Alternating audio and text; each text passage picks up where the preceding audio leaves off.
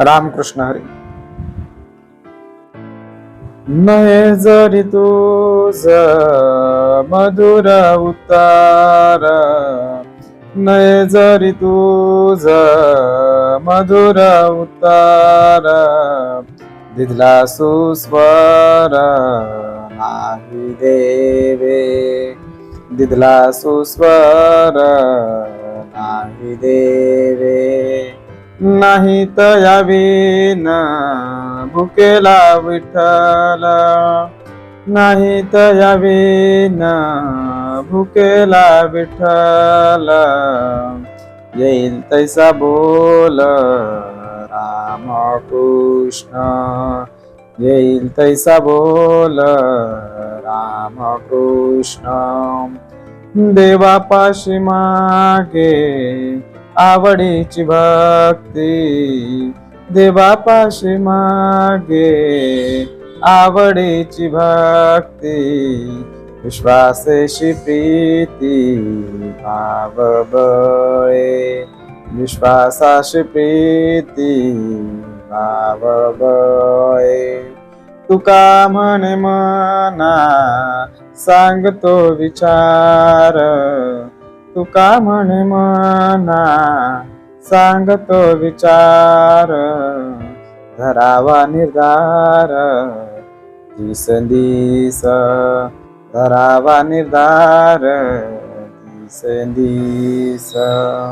देवापाशी मागे आवडीची भक्ती, देवापाशी मागे आवडीची भक्ती. विश्वासेशी प्रीती भाव बळे, विश्वासाशी प्रीती भाव बळे.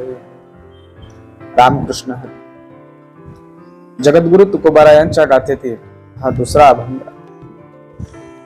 या अभंगामधून जगद्गुरु तुकोबाराय आपल्या मध्ये असणाऱ्या या मनाला संदेश सांगतात. कारण मन आहे ना, आम्ही नेहमी म्हणत असतो की मन वडाय वडाय उभ्या पिकातलं ढोर किती हाकला हाकला, बरोबर की नाही. कवयित्रीने म्हटलेलं आहे आणि आम्ही ते नेहमी म्हणत असतो. आणि तेच तुकोबारायांनी सांगितलेलं आहे की अरे मन एवढं भरकटलेलं आहे की छोट्या छोट्या शुल्लक शुल्लक गोष्टींवरनं कारण देतोय आणि भगवंताच्या साधनेला, भक्तीला, तपस्येला, हरिकीर्तनाला विरोध करतो, बाजूला पडतो. कारणच देतोय ना. आज तब्येत ठीक नाही, साथ देत नाही, अंग दुखतंय, माझा आवाज नाही, वेगवेगळी कारणं देतात. म्हणून तुकोबाराय या अभंगामध्ये म्हणतात, नये जरी तुझ मधुर, तुझ्याकडे कुठल्याही प्रकारचा गोडवा नाही, तुला दिधले सुस्वर नाही दे, तुला स्वर दिलेला नाहीये भगवंताने. जन्माला तुला ज्या अर्थी भगवंताने जन्माला दिले काही ना काहीतरी देणं दिलेलं आहे. भले तुला काही स्वर दिलेला नाही, तुला मधुर आवाज दिलेला नाही, गोडवा दिलेला नाही तुझ्या वाणीमध्ये, मान्य आहे, हरकत नाही. मनुष्य तेच म्हणतो ना, अरे माझ्याकडे पैसा नाही, माझ्याकडे वेळ नाही. आहे ही वस्तुस्थिती आहे. म्हणजे ज्याच्याकडे 10 मजल्याची बिल्डिंग आहे तो म्हणतो झोपायला वेळ नाही, खायला वेळ नाही, काम करायला वेळ नाही, तुमच्याकडे बघायला वेळ. माझ्यापेक्षा मला किती काम आहेत, मला किती टेन्शन आहे. तो रस्त्यावरचा भिकारी बघा किती मजेमध्ये, त्याला काम नाही, काय नाही, काय नाही, काय नाही, काय नाही, त्याची मजा. कोण म्हणतं 10 मजल्याचा बिल्डिंगचा मालक, वरून पाहतोय. आणि खाली कोण आहे, भिकारी, तो त्याला पाहतोय. आणि हा खालून वर पाहतो, काय अरे मला झोपायला नाही, मला खायला वेळेवर मिळत नाही, मला कोणी विचारत नाही, मला कोणी रिस्पेक्ट देत नाही. तो त्याला पाहतो आणि काय म्हणतो त्याची किती मजा आहे, कितव्या मजल्यावर राहतो, काय झोपायला, काय खायला, काय प्यायला, असं का. म्हणजे मजा कोणाची. तुकोबाराय म्हणतात नाही रे, असं नाही. जो व्यक्ती, जो मनुष्य भगवंताचं नामस्मरण करतो, साधना करतो, उपासना करतो, प्रवचन कीर्तन श्रवण करतो, नविदा भक्तीमध्ये आहे, तो व्यक्ती खरा समाधान. मग आपण काय कमी आहे आपल्याकडं? अरे एवढा नरदेह 84 लक्ष योनी मधून आपण जन्माला आलेलो आहोत. हे कशासाठी? तो पुण्याचा काही भाग असेल आपण भोगून आलेलो तिथे. आता आपल्याला मोक्षाला जायचं. म्हणून मला एकाच गोष्टीसाठी पृथ्वीवर जन्म दिलेला आहे, तो म्हणजे या लोकातून परलोकामध्ये जायचं. हा भवसागर मला पार करायचा. म्हणून क्षणोक्षणा हाची करावा विचार, करावया पार भवसिंधू. अरे देह आलाय तो जाणार आहे, पण हा विचार करून मला चालणार नाही की माझ्याकडे काहीच नाही. अरे ज्याला भगवंताने पाय दिले नाही त्याला जाऊन विचारा पायाची किंमत काय. ज्याला वैखरी दिली नाही त्याला जाऊन विचारा वैखरीची किंमत काय. ज्याला हात दिले नाही त्याला जाऊन विचारा हाताची किंमत काय. आणि आम्ही क्षणाला भगवंताचं नाव घ्यायच्या बदल्यात नको नको ते कृत्य करून बसतो. म्हणून तुकोबाराय म्हणताय की अरे असं बोलू नये. नये जरी तुझं मधुर उत्तर तुला सुस्वर नाही दे. काही हरकत नाही. नाही तयाविन भुकेला विठ्ठल. विठ्ठल म्हणजेच भगवंत.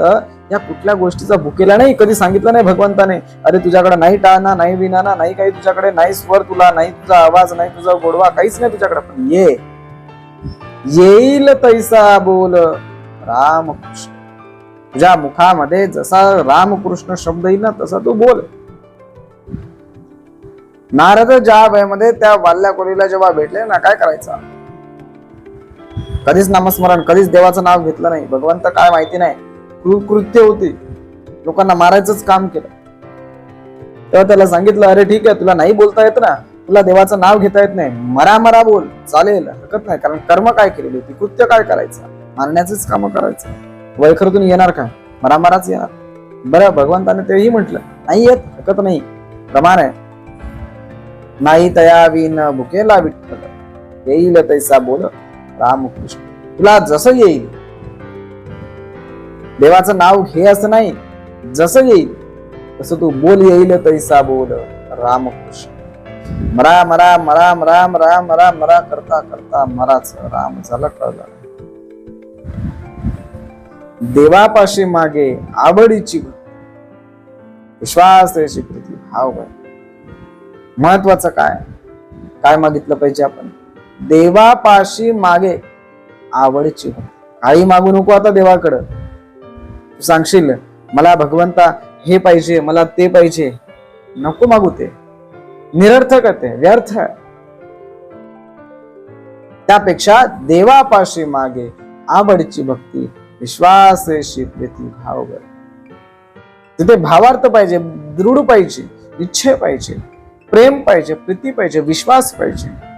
त्या विश्वासाने, त्या प्रीतीने, त्या भावने, त्या दृढ निश्चयाने भगवंताकडे ही, विठ्ठलाकडे ही मागणी केली पाहिजे. कसली? भक्तीची. हरिनाम आवडीने जर का आपण घेतलं ना, प्राप्ती आहे. शेवटच्या चरणामध्ये तुकोबाराय म्हणतात, तुका म्हणे मना सांगतो विचार बघ. एकच तुला सांगतो, एकच सांगतो. मनुष्य देह म्हणून जन्माला आलाय ना, पुन्हा 84 योनीमध्ये मला अडकायचं नाही ना, मला इथून मोक्षाला जायचं, मला या बद्धतेतून सुटायचंय, या हे लोकातून मला परलोकांकडे जायचंय. मी मनुष्य देहातून भगवंताच्या चरणी मला लीन व्हायचंय, नतमस्तक व्हायचंय, भगवंताच्या चरणी सेवा करायची आहे ना.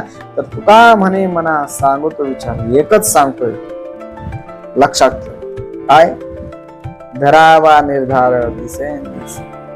जसं दिवसेंदिवस भक्ती करत राहणार, त्या उपासनेमध्ये राहणार, निश्चयामध्ये राहणार ना, तसा दृढ निश्चय, निर्धार दिवसेंदिवस वाढला पाहिजे. आणि नक्कीच हा एकच विचार तुला फक्त घ्यायचा की जसा जसा जसा जसा दिवस जातोय, आयुष्यातला एक एक दिवस कमी होतोय, आम्ही म्हणतोय वाढतोय, असा निर्धार भक्कम जर केला ना, तर नक्कीच भगवंत हे लोकांकडून परलोकामध्ये नेणार, मोक्षाच्या मार्गाला. रामकृष्ण.